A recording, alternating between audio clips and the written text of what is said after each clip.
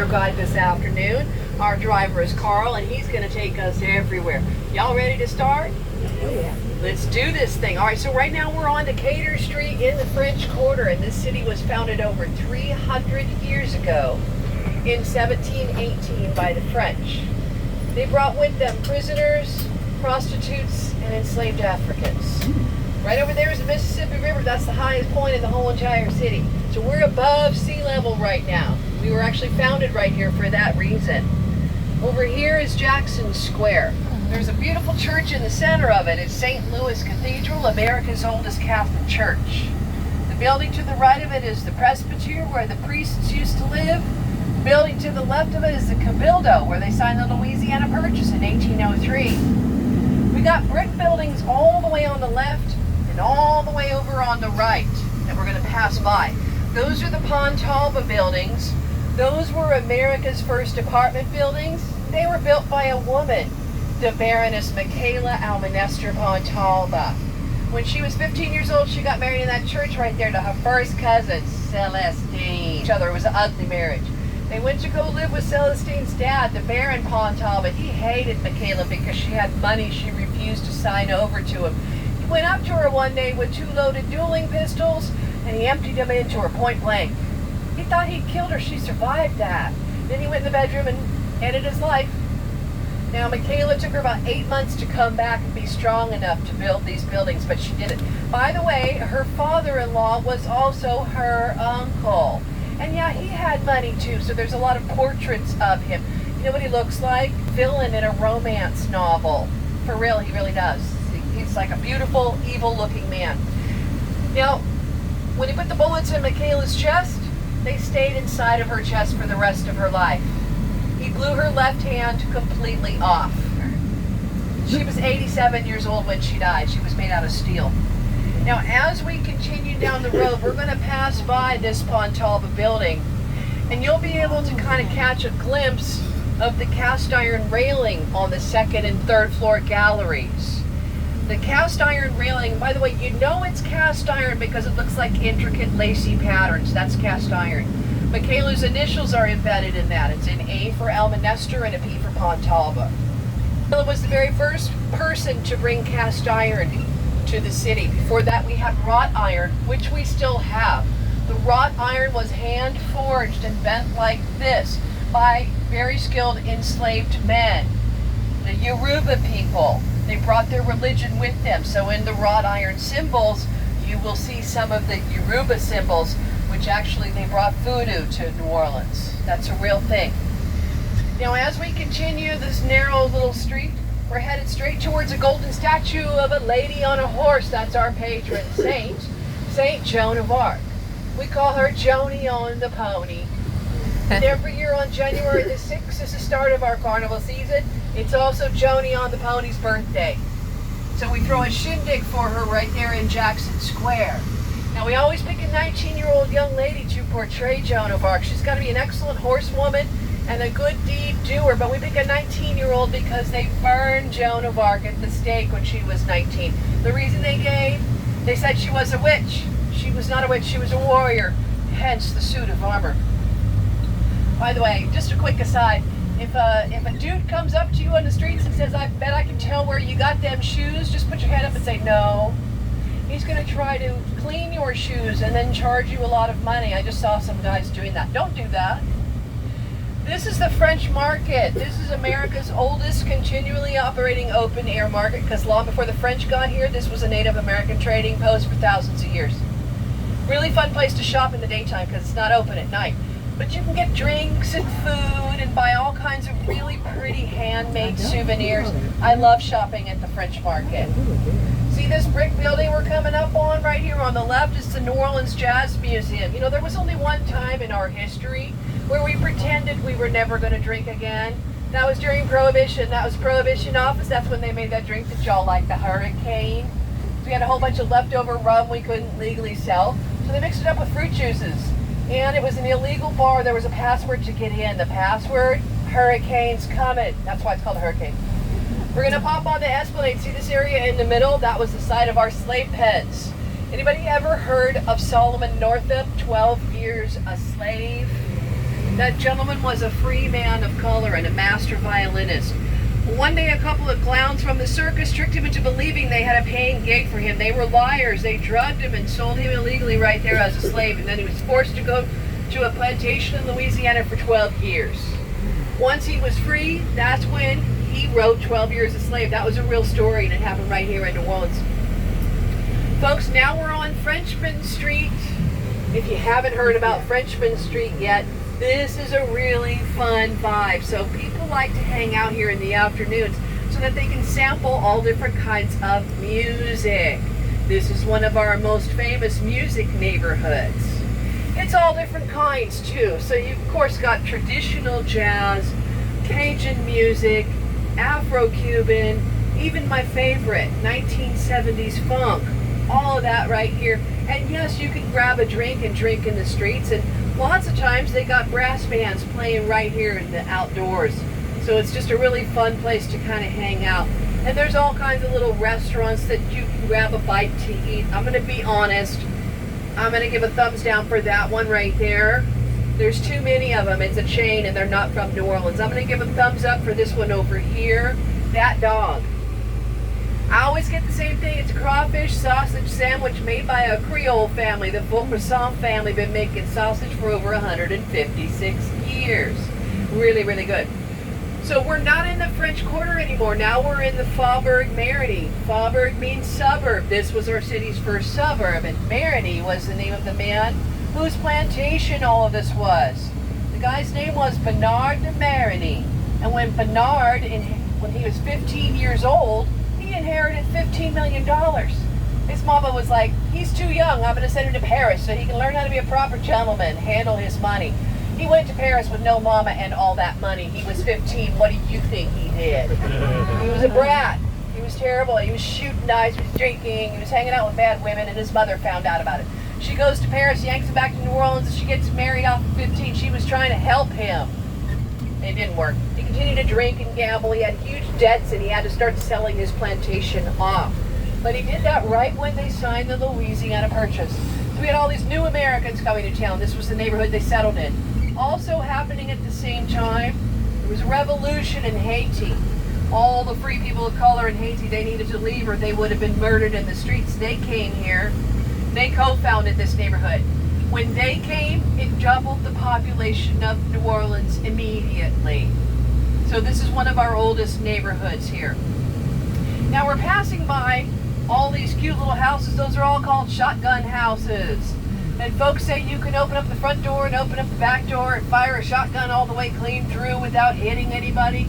You know what? That's folklore. That's a West African architectural design. You open up both of those doors and it's going to catch the breezes from the river and it cools your house down and it's beautiful. Now folks, we're going to turn on this street, St. Claude Avenue, home to really cool murals everywhere and music venues. We're going to see a mural in just 2 seconds right there in front of that cream-colored building. It's a mural of Mr. James Booker, one of the best piano players the world has ever known. And this mural, taken from a photograph, he's got a black star eye patch over his eye. It looks like his heart is broken. Check him out. Why was he so sad? Well, see, Mr. Booker was also a heroin addict, and he kept getting busted for heroin possession. They were going to throw him in prison for a real long time. The district attorney in New Orleans was a fan of his, and he stopped that from happening. He made a backdoor deal, went to Mr. Booker, and he's like, Mr. Booker, look here, I'm not going to put you in prison. I'm going to put you on probation for 2 years. You can't ever use drugs again. And from now on, you're going to teach my little boy how to play piano. How's that sound? Booker's like, sounds fair to me. Best thing ever to happen. So Mr. Booker stopped doing drugs, stopped drinking, taught the district attorney's little boy how to play piano for 2 years. This really happened. The district attorney's name, Harry Connick Sr. The little baby boy, Harry Connick Jr., my future ex-husband. Yes, indeed. Now, by the time Harry, that's not true, by the way, that's folklore. He's happily married. By the time little Harry was 8 years old, he was already playing in Bourbon Street bars, and he was getting a full paycheck like a grown-up. And by the time he was 10 years old, he was headlining Jazz Festival with his mentor, Booker. So he's been like a working musician his whole entire life. All of this right here, that's the New Orleans Healing Center. Anything about healing, you can find it right there. And keeping your eyes out this window, one of my favorite restaurants in the city is called Moro's. It's Creole soul food right up here on the corner. A mother-son chef duo. Really nice. Crawfish cheesy bread and really good lemon drop cocktails. Those are something that you should have. Keep looking out this window. We're coming up to another wall of murals. This one's depicting our second lining tradition. When folks are dancing down the street with the front of them, that's a second line. It started out as a funeral tradition. Those folks are celebrating their loved ones passing because now they've been cut free to fly with the ancestors. Check it out. This is called the third line, one of my favorites. Everybody on that wall are real people involved in our second line culture. See where it says 9 times? Those folks are from the 9th Ward, one of our biggest neighborhoods. See where it says S&P Club? Well, that stands for Social Aid and Pleasure Club. So before we had medical insurance, you would join a Social Aid and Pleasure Club and pay your little monthly dues, and then if you got sick, they'd cover your medical bills. If you passed away, 100% they'd pay for your funeral. Then they start taking care of your family. We still have Social Aid and Pleasure Clubs. They're still functioning the same way. Not every second line is a funeral procession. As a matter of fact, about 3 weeks ago, it was early in my neighborhood, the Tremaine, the oldest black neighborhood. 7 o'clock in the morning, I heard a big old brass band, second line. I'm like, what in the world? I walked towards the school, Homer Plessy School. It was the first day of school. They'd hired a big old brass band so the babies would be able to dance into school. Their grandparents were there with them, with their little decorated umbrellas. It was the sweetest thing you ever saw in your life, and that's how we do in New Orleans. It's like turn something into a celebration. Now we're going to cross over this street right here. This railroad crossing is called Homer Plessy Way, just like my school I just told you about. Homer Plessy was a free man of color born here in New Orleans after the Civil War. He looked like a white man, but he was 1/8 black, and he was educated, so he understood there were laws on the books in the South that needed to be forced off. So right where we crossed over, he went and bought himself a ticket for the white train, and he brought with him a private detective to get him arrested on purpose. He got arrested on purpose. It stopped at the courthouse at the Cabildo right there in Jackson Square, and a judge named Ferguson who ruled against him. Plessy versus Ferguson. Then it went all the way up to the United States Supreme Court justices who ruled against him again, and they made a new horrible law called the Separate but Equal Act, which was on the books of the United States all the way till the 1960 Civil Rights Act, and was the direct cause of all of those horrible Jim Crow laws in the South. Homer Plessy was America's first civil rights activist, and he was born right here in New Orleans. That's why we rename schools after him and streets too. Folks, we are now in the 9th Ward, the neighborhood that had the most fatalities during Hurricane Katrina 20 years ago. So August 28, 2005 was when Katrina was already a Category 5 storm, and she was going to hit us dead on, like bullseye. So our mayor, Ray Nagin, gets on TV. He said, y'all need to evacuate now by any means possible. If you stay, you're going to die. This is now a mandatory evacuation. He called it real late in the game. He called it one day before Katrina made landfall. And we had never, ever in our history had a mandatory evacuation. A lot of people can't evacuate last minute like that, particularly people that don't have the money and people that don't have vehicles and people that can't drive. 130,000 people did not evacuate for Katrina. They couldn't evacuate. The city of New Orleans removed modes of transportation. They actually had over 1,000 school buses and RTA buses that they let lie in low-lying ground to get flooded instead of moving them to higher ground so that they could evacuate the folks. And then Katrina made landfall one day later on August the 29th, 2005. And at the very last minute, Katrina changed course and did not hit us at all. She actually hit us 3 parishes to the right, wiping those parishes out. Everybody left behind, and New Orleans was like, phew, well, that's not so bad. They began to relax, and then a few hours later, that's when all the man-made levees started to fail. Starting right over here in the 9th Ward, going all the way across town, fail, fail, fail, fail, leaving nothing but tragedy in between. The man-made levees were built 40 years before Katrina by the U.S. Army Corps of Engineers. Unfortunately, they used substandard materials to build those levees so that if we were going to get hit by a Category 3 or higher storm, those levees were going to fail. We got hit by a Cat 5. The federal government knew years before that the levees would not withstand a Category 3 storm. Our United States Congress knew, the authorities in New Orleans knew, the folks that were left behind, they didn't know. They were told those levees were going to be just fine, that they were like a 100-year storm levee. First levee breach was right there. Y'all, if you were to get in your car and go on that bridge for just 2 minutes, that would then drop you down into the lower Ninth Ward where all the tragedy happened. The folks that were in the lower Ninth Ward were chilling, cleaning up their stuff, cooking the last of their food. There was a loud explosion that went through the neighborhood and shook everybody. That's how loud it was. 20 minutes after the explosion, that's when a great big wall of water came rushing through the lower Ninth Ward. That's why most of the fatalities there. The federal government claimed that they did not blow the levees like they did in 1927 for the Great Mississippi Flood. Instead, they said that a barge had come unmoored, racked into that bridge right there, taking it out, taking the levees out. I'm of the school of thought that perhaps more than one thing could be true at the same time.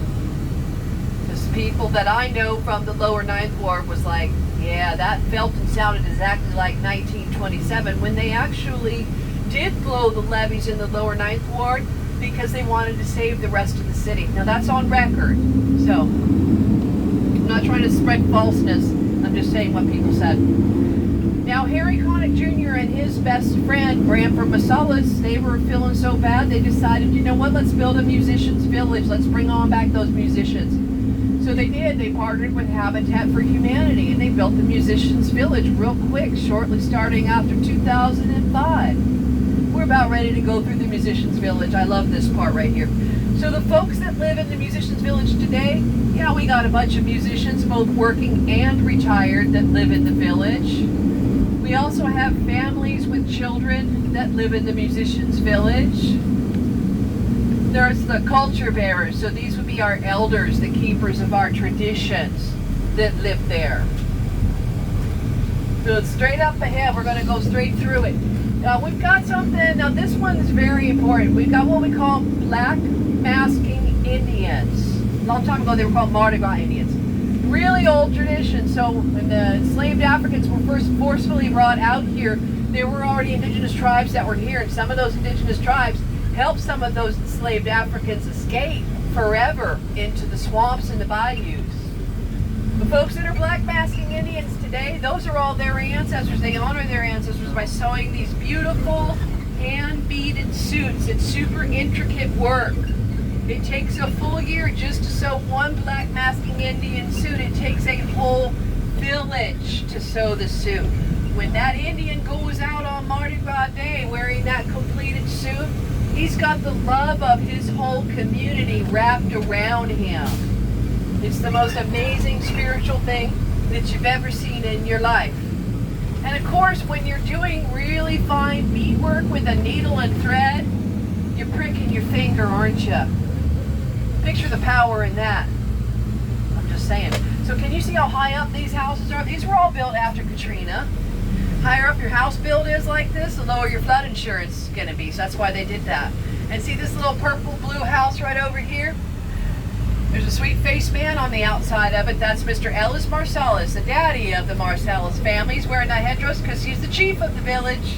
We lost him in 2020. He was 85 years old. But this building right here that still bears his name, this is where all the little children in the neighborhood learn how to play musical instruments. It's formal training when they go in there. Now, every time they go in there, they're either going to get lunch or dinner and snacks. And they're in soundproof booths. They're not going to drive mom and dad room, and they can go in there and practice when they want to as well.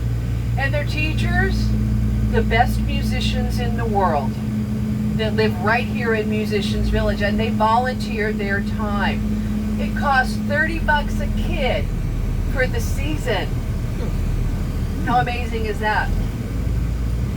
Now in New Orleans, it's so interwoven in our culture that some of the very first toys that a child's going to receive, that's going to be a musical instrument. Real commonly, it's going to be like a plastic trumpet or trombone with keys that actually work. Or it could be somebody's old beat up drum kit. And what the family does, now they encourage that baby to make as much noise as possible. You sound great, sweetheart. You keep that up. Then when they're like 2 or 3 years old, you're going to start them in lesson. Whereas like the rest of the country is like, go into your bedroom and practice your violin for an hour. Boo. We don't do it like that. That's why the musicians are so good here. Folks, look out the window right over here. Coming up to the William Franz School, where they desegregated the schools back in 1960 with little 6-year-old Ruby Bridges. That exact doorway where she was surrounded by U.S. Marshals. Remember that picture? Now those marshals had to be there because they were her bodyguards, because there were crowds of people lost their minds. They had these picket signs. There were death threats. That little girl, those safe people were throwing rocks directly at her. Ruby just turned 70, but when she grew up, a lot of folks wanted to interview her. They were like, how come you didn't cry? She's like, how come I didn't cry? Let me tell you the truth. I was just 6. I didn't understand what was happening. You know what? I thought it was Mardi Gras Day. I thought they were throwing toys at me.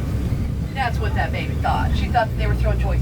That kind of makes sense. Mardi Gras time period, people are hollering, and you know, you're a cute little kid. They're going to be throwing, you know, toys and jewelry at you, not rocks, right? So this neighborhood that we're rolling through is the Desire neighborhood. Has anybody ever heard of a streetcar named Desire? We're about ready to go down Desire Street right now. There was a real streetcar named Desire.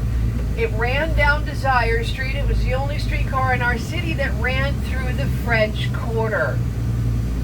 So the people in the Desire neighborhood could take it to work, and it was super sweet. Except for one thing, the people that lived in the French Quarter neighborhood mansions hated it. They went to the city council and they said, that thing is loud and rumbly, you got to take that out. So they took it out. And then they made that movie, A Streetcar Named Desire, which was the #1 movie in America. So we started to get a whole bunch of tourists coming to town. What they want to do, ride that streetcar into the French Quarter, of course. Got out here, saw it had been removed, and many of them were like, well, that's why I booked my trips, so bye. And they were leaving after 1 or 2 nights of stay, taking all their dollars with them. The same people that demanded its removal actually went back to the city and cried about its removal and begged them to bring it back and said, do you have it in storage? We're losing money. And the city was like, we can't bring it back. We don't have it in storage. You demanded its removal. We took it away. Then we dismantled it to use for all of our other streetcar lines. Because back then, when New Orleans had about 48 different streetcar lines crisscross the whole city, as a matter of fact, back then we had the best public transportation in America because of all those streetcars. I love the streetcars. I've ridden each and every one of them. I wish I could go back in time and ride them all. Folks, now we're on Claiborne Avenue, named after the first American governor after the Louisiana Purchase. William Claiborne was forced to come here by the President Thomas Jefferson.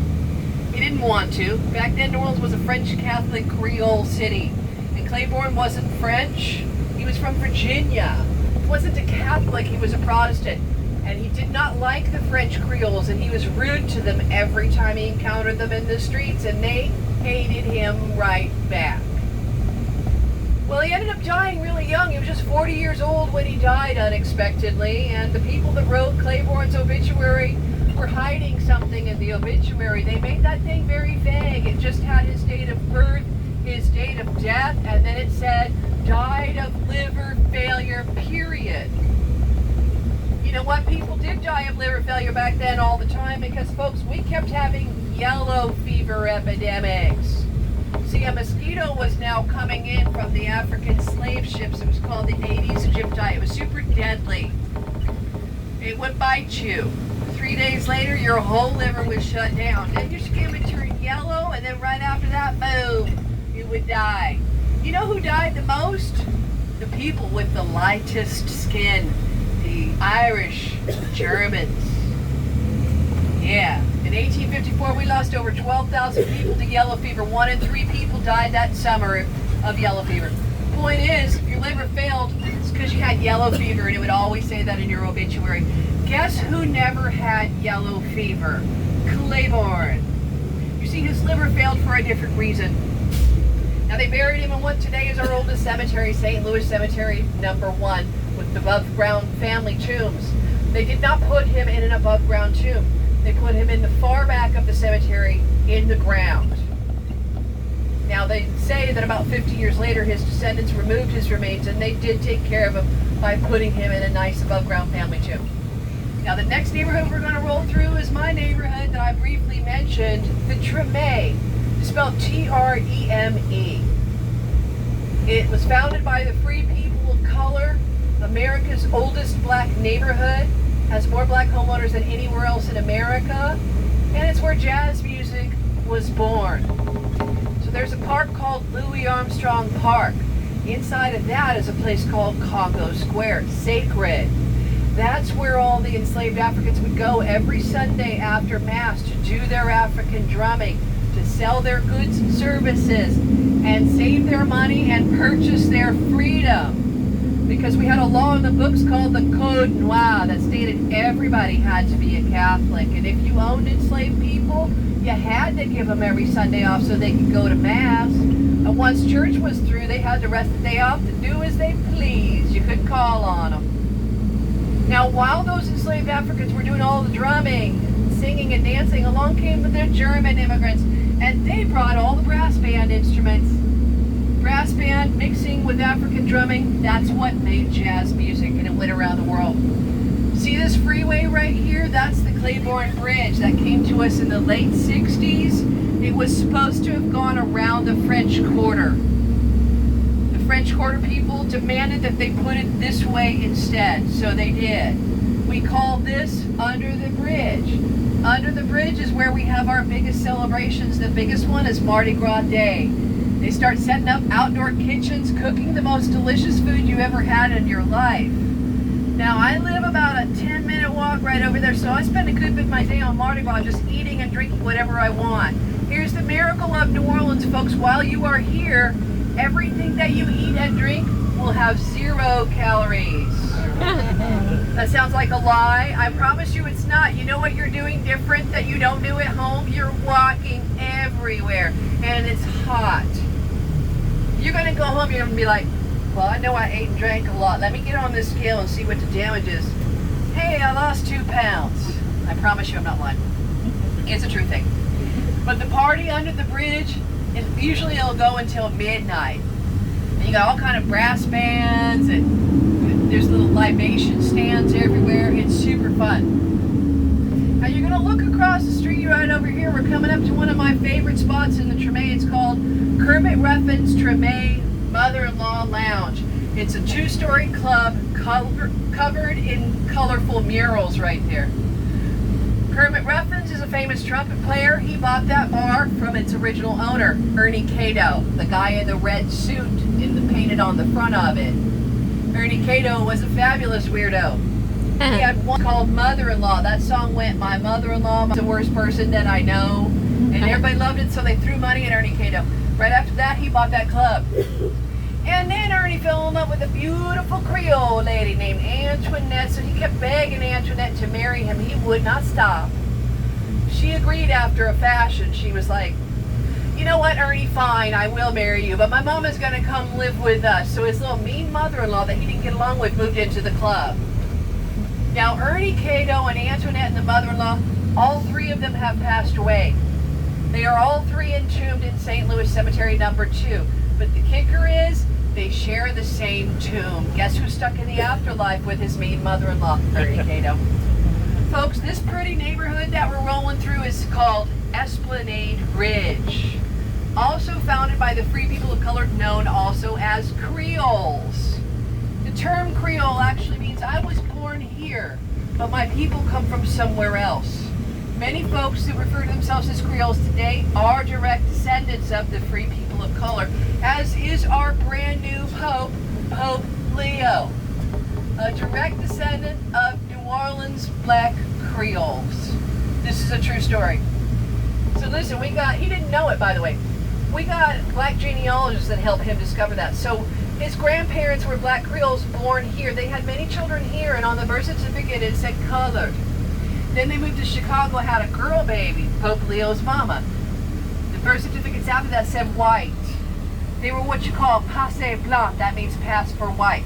Were they ashamed of their Creole heritage? Not in any way. They were escaping Jim Crow laws in the South. They wanted to give their future generation safety, security, better education. The Pope actually was told all this, and he invited those black genealogists to the Vatican. We're trying to get our boy to come back home so we can have a big old celebration. Maybe give him some gumbo and some drinks. We don't know yet. Right over here, see these colorful houses, the Skittle houses? Y'all look at that green Skittle house and tell me, can you tell what's wrong with it?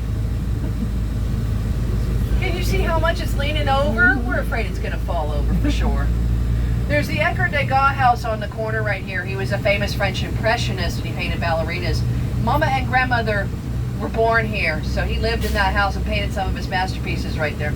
And right over here on the corner is the Free People of Color Museum. This is a fantastic museum, but frequently it's only open by appointment during the week. But anything you want to know about the Free People of Color, those are the experts right there. And it's the McKenna Foundation that runs that. Now, if you look out this window right here, we're coming up on one of my favorite houses. This one looks really spooky. It's a great big old white mansion. It looks like a witch's house because it's got a pentagram built up into it. Check it out. Folks, that is not a witch's house. That was actually built by a riverboat captain. That pentagram was his good luck symbol. But he was a gambling man. That's why he built that house with that symbol in it. He moves into his house. He lived in it for just shy of a year, and then he died. A lot of my stories will end with, and then he died. The next people to purchase it was a Sicilian couple, direct ties to the mafia. They didn't like that symbol, so they covered it up with wood, and everybody forgot about it. And then in the 90s, a family bought it, and one day they were doing work in the attic, and they pulled that wood away, and they went, now that's cool, and they got that house historically protected, which it still is. Look out this window at this pretty house with the fence around. Bresson house right there. That house was built in 1902 for $10,000. Wow. Now they put in those ugly red stairs when they split that house up into apartments, which it still is. The original owners are the landlords. And they're the best landlords ever because they hardly ever jack the rent up and they keep that place looking real sweet. So people stay there for a really long time. Now this part of Esplanade Ridge where we are is where we hold our annual New Orleans Jazz Festival. That's a really fun time of year. It's always the last week of April, the first week of May. It's held 2 blocks that way at the Fairgrounds Racetrack.